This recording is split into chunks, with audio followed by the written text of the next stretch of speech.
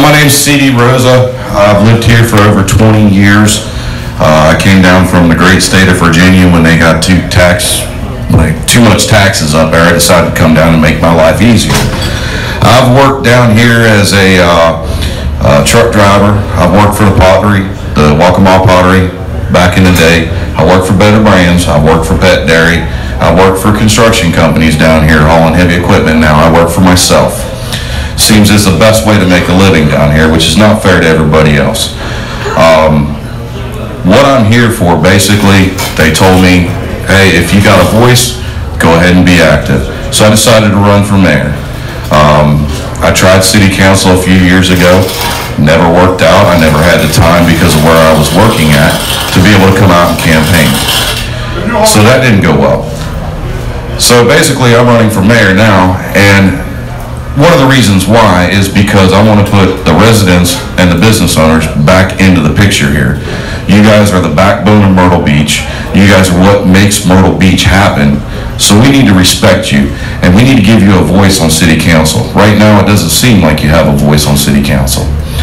We have too much crime going on in this area, and we're all over social media and the news that we have one of the highest crime rates. Now granted, we don't have a lot of full-time residents here, and that's why we have a higher crime rate. But we need to get that crime rate down. The security guard that got shot on the beach actually kind of hit home because he's a personal friend of mine. And I don't like seeing my friends get shot out there on the boulevard.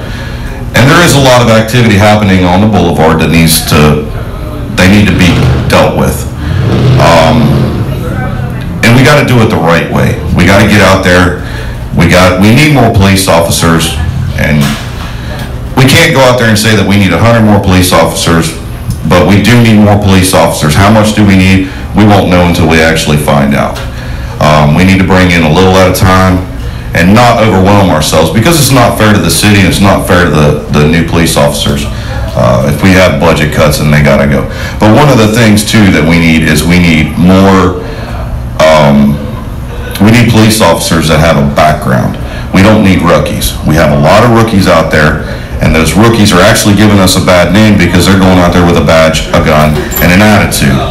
They don't know how police works. They're straight out of the academy. They want to ticket everybody and anybody.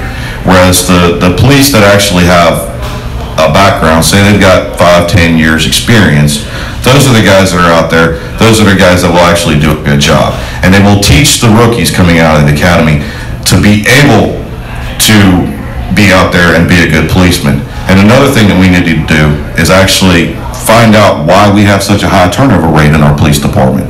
Our police department seems like it's a stepping stone for everybody else's police department. They come and they get trained here and they go somewhere else. And money is an issue. We need to entice these people down with better salaries.